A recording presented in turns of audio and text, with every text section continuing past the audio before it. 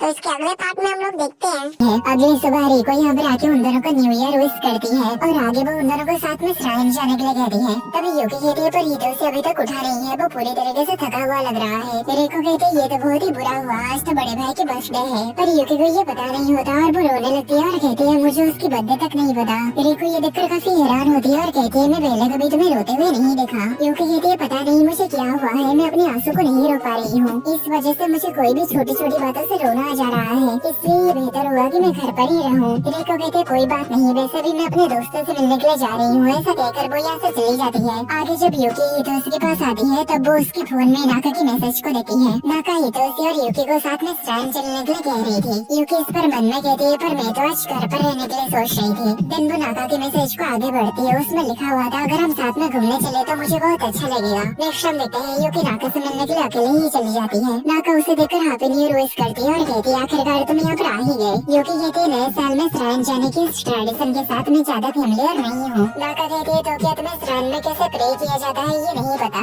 यूकी कहती है हाँ मुझे इन चीजों में ज्यादा एक्सपीरियंस नहीं है। नाका कहती है नए साल में श्राइन इसलिए जाया जाता है क्योंकि इस साल में अपने पूरा करने वाली इच्छाओं को तुम गॉड के पास पहुँचा सको। आगे यूकी यहाँ पर इसे देखकर कहती है आखिर ये व्हाइट पेपर्स क्या है। नाका कहती है ये फॉर्चून स्लिप्स है। हर एक पेपर में एक फॉर्चून लिखा हुआ होता है जो कि नए साल में लागू होता है। क्या तुम इसे ट्राई करना चाहोगी? यूकी इस पर हाँ कहती है और आगे वो दोनों अपने लिए एक एक फॉर्चून स्लिप खरीदते हैं। नाका यहाँ पर काफी खुश होती है यूकी को उन सब चीजों के बारे में बता के जो वो नहीं जानती। फिर आगे जब वो यूकी से उसके फॉर्चून के बारे में पूछने लगती है तब वो यूकी को काफी ज्यादा रोते हुए देखकर काफी ज्यादा घबरा जाती है। और आगे वो यूकी से कहती है तुम्हारे आंसू तो रुक ही नहीं रही है, चलो कहीं पर बैठ के बात करते हैं। देन वो दोनों यहाँ पर आकर बैठ जाते हैं। यूकी यहाँ पर अपनी फॉर्चून स्लिप के बारे में कह रही होती है और कहती है मेरी खोई हुई चीजें हमेशा के लिए खोई हुई रहेगी और किसी दूसरे के पास चली जाएगी। और आगे कहती है कहीं इसका मतलब ये तो नहीं है कि मास्टर हितोशी और मैं अलग हो जाएंगे। तभी नाका कहती है नहीं मुझे नहीं लगता ऐसा कुछ भी होगा। यूकी कहती है पर मुझे लग रहा है कि मास्टर हितोशी थोड़ा सा अजीब तरीके से बिहेव कर रहे हैं। पिछले कुछ समय से मुझे वो काफी ज्यादा उदास लग रहे हैं। क्या होगा अगर मास्टर हितोशी को मेरी जरूरत नहीं होगी तो?